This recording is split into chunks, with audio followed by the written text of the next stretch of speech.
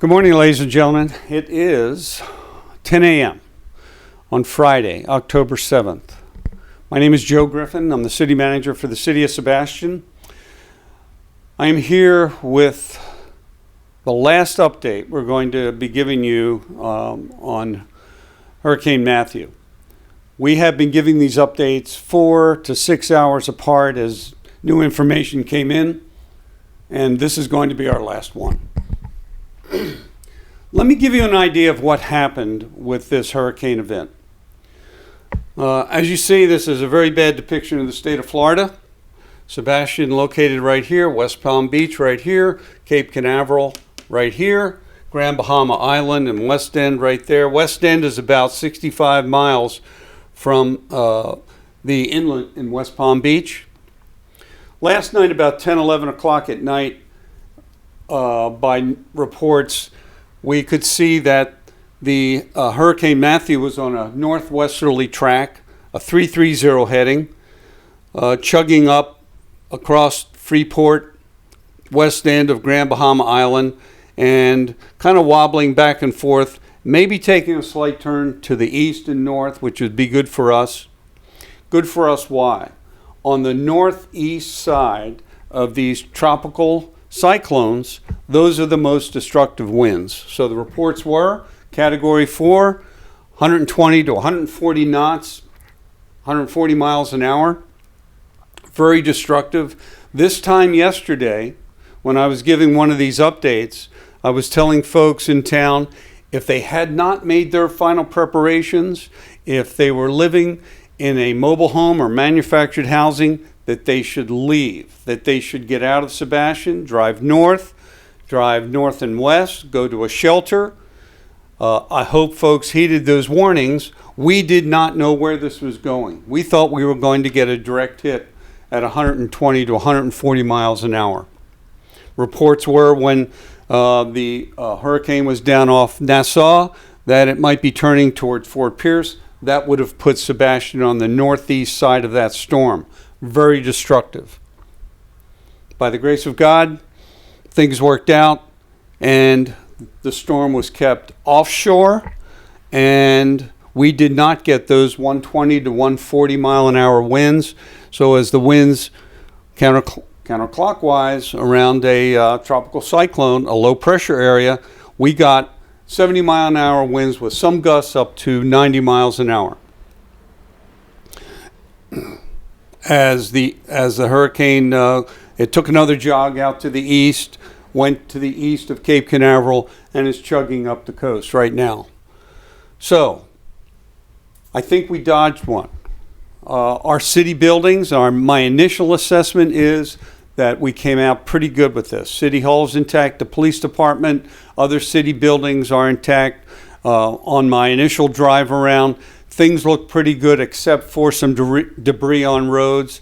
At about 6:15 this morning, 6:20, something like that, the chief of police, Michelle Morris, and I conferred, and we decided to get some law enforcement out on the roads for their initial assessment.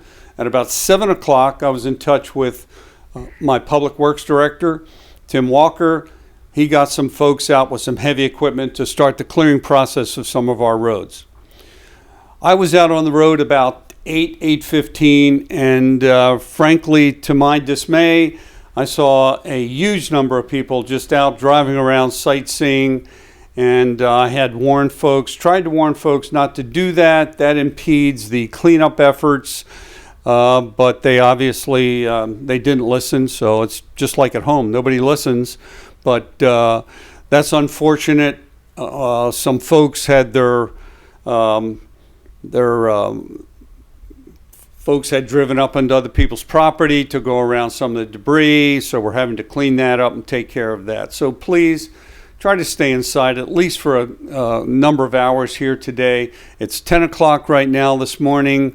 I'd say give it till about 2 o'clock, till the winds die down. There's still a dangerous element out there. We're going to still get some squalls. We're getting some winds. I'm seeing them right now here at City Hall.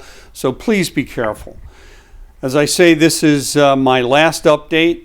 I want to thank a number of people for helping me out with this, most notably Barbara Brooke Reese. She is our IT audiovisual guru with the city.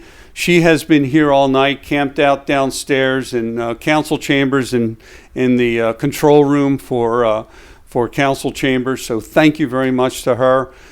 Our clerk, Jeanette Williams, has been here through the night. I have been here through the night. We've had the police department. I've been back and forth to the police department. They've been staffed, ready to go on a moment's notice if there were any severe emergencies. So thank you to all of them. Thank you to our staff who's out there cleaning things up, getting us back in shape, getting us going.